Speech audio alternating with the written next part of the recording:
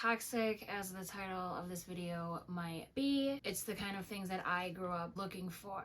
Hi, I'm Megan Ruski. I'm an actor, I'm a public figure, and I lost 111 pounds. I wanted to make this video 10 ways to be more attractive when you're fat, because whenever I had to do something like a public event, I always wanted to look my best, and there would just never be information on the internet, or if there was, it would be from somebody who was telling me that they were fat, but I didn't think they were fat at all. To me, fat is a belly that you cannot hide, you can't tuck it away. I used to have that, and in some outfits I still have that. I speak from experience. Number one is the most important one. It's to shower. It's to be clean. If your stomach and your fupa touch, that crevice area there, you gotta wash that every day with a washcloth.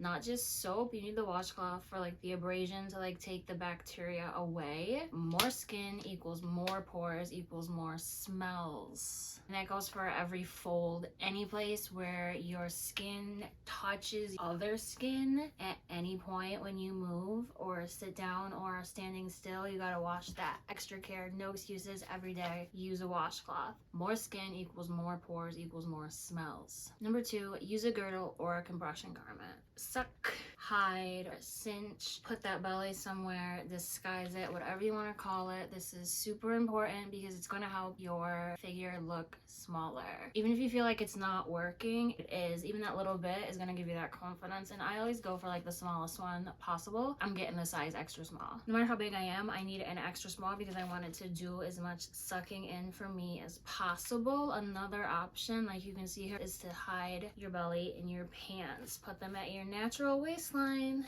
and you can get kind of the effect that I have going on, where my belly is kind of hidden and I look as slim as possible. I use all these tricks still on a daily basis. Number three, the breasts. Okay, you gotta levitate them as small as possible. As you can see in the clip, lifts and kind of gives you a waistline. If you're like me and you just have no boobs, you can see this is like saggy, you know, these are just nothing there. They're deflated. Put them up as small as possible. My little baby A cups, my barely handfuls, I got them in the small. Juicy Couture halter top. It is what it is. I've accepted that I have to wear an extra small on top or I'm going to look bigger. It was sad giving away all of my clothes. Once I sized out of them, it was really sad. It was anything that I had bought in the last 34 years of my life was too big. After I lost the 111 pounds, I wanted to look as good as possible. That's why I did it. So I have to be in an extra small top to make my frame look in proportion, because I still do have this bit of belly. If you have bigger boobs, then you can stuff or pad to make an hourglass or even a top heavy frame. When I was 322 pounds, I did this at Cacique, the Lane Bryant lingerie store. I used to get like super big bras, and then I would just like pull all of my like fat and breast tissue up into it and like try to be a triple D, you know, and do it that way. The first thing to go when I lost weight was on my boobs, so I have to levitate them as high as possible. If you don't want to admit it on yourself, you can definitely see it right here on me. Assisted versus unassisted, my boobs are just completely different planets. Should have used booking.com to get a rental car. I know the feeling. Click my link below. We won't make these mistakes again. Levitator pad. It's all about the frame. It's all about the illusion of being more attractive. Number four, your hair. You gotta balance. So if your frame is big, you can use big hair to balance out. Like I got wide shoulders, so I gotta have big hair. I've also got it kind of frizzy. I let it frizz out. I don't keep it perfect looking anymore. It just helps balance out my frame, makes my shoulders look the way that I feel they look, which is kind of slim enough to fit into anything despite this belly. I don't wear short hair anymore. With the longer, I can cover up like my bingo-lings and these little flaps right here. This just sits here and those are gone. So much better, and that's such an easy fix. Especially nowadays, you can literally get hair from Shein. I've bought wigs from Shein. They're $12, $14, $16, and they're super easy to plop on. They give you that length. They hide if you have short hair. Don't do that anymore. Get you a wig, longer hair. It's going to balance out your frame like it does mine. Again, I use all of these tips on a daily basis because I am a fat public figure. Google me. Number 5, height. I'm 5'8", thankfully. I already have some height. I couldn't imagine being 322 pounds and 5'2". Like, I would just, oh my god, I don't even know how I came back from it at my height. But in the 2000s, I was not tall enough to model. You had to be like 5'9", so agencies didn't even want to talk to me, okay? So if you're watching this, like, shut up, you're tall. Not tall enough.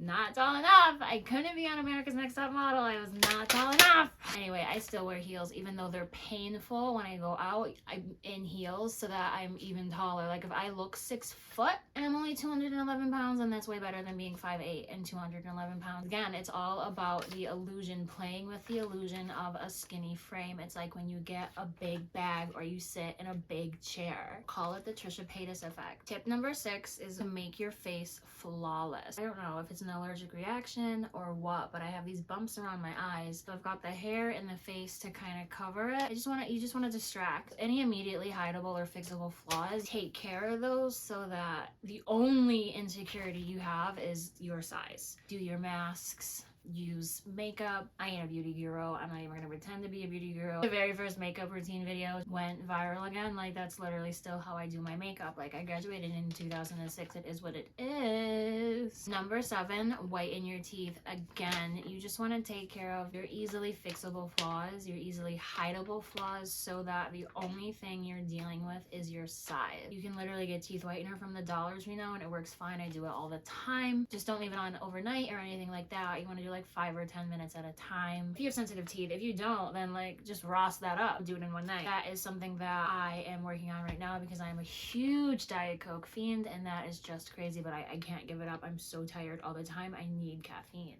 Number 8, your breath. It has to be extra fresh all the time. You gotta floss, don't have any food rotting in your teeth rotting in your mouth, go to the dentist. Like, your breath cannot smell. Basically, you cannot smell if you are fat. Your breath can't smell, your body can't smell, your hair can't smell, your clothes can't smell. Like, society inherently hates fatties. Don't be smelly too. Like, use everything you can in your advantage to make people forget your size. I did this, ended up on Orange is the New Black. Like, I'm telling you these things from experience. They sound how they sound, but you and I both know they're very real. And if me telling you is what you need to hear, then let me be the one to tell you, because like I said, I used to search for these answers, like how to be prettier, how to be more attractive, how to make people like you when you're fat, how to hide being fat, how to stop being fat, and like there just wasn't people out there sharing the knowledge, and I think that's really mean. Help people out. You know what I mean? Don't gatekeep. You're scarier when you're fat. People think that you're aggressive and you're scary, so don't be smelly too, or you're literally gonna be like a monster. People are gonna think you're homeless, lazy, don't have a job, sloppy, live in your mom's basement. You gotta mitigate every chance you can. Number 9, don't wear your hair short or up if your face is chunky. I did this, oh my god, and it just makes you look like a sumo wrestler.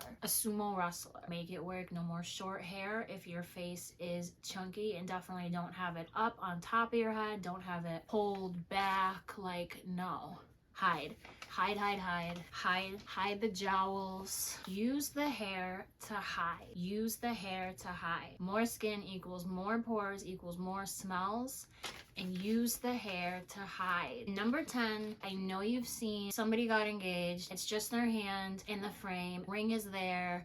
The fingers just look chunky. It looks like the ring is on a sausage. Whatever. We've all, whatever. And it looks like the ring is on a sausage, and you're like, what am I looking at? You need nails. Long nails. Mine aren't on right now, but they're here ready to go after I finish filming this video. I've got these cheap ones right now. I'm working with a smaller budget than when I was at Netflix, for sure. These are press-ons. When I'm gonna use super glue, I'm not just gonna press them on, I'm gonna super glue them on. You can't have short nails with chubby hands. Again, it's all about the illusion, the frame, the silhouette. This just looks chunkier. Please be careful if you have wide fingers. Make sure that like the nail, if they do the acrylic or you get your acrylics done, that they go up straight and like are the whole width of your finger. I'm not talking about like you can get pointy, but I've seen like sometimes just normal ovals and they'll just be too skinny. They'll just look like they don't fit on the person's finger, but even though they were done in a salon. So make sure, like, pay attention attention to these things. If you're going to get your nails done so that your hands look slimmer, like make sure that they're actually putting on nails, or that you picked out nails that make your hands look slimmer. Make sure that the nails are wide enough to match your wide fingers. I have wide fingers. I've definitely had that where it makes my hands look fatter. I don't want you to have that anymore.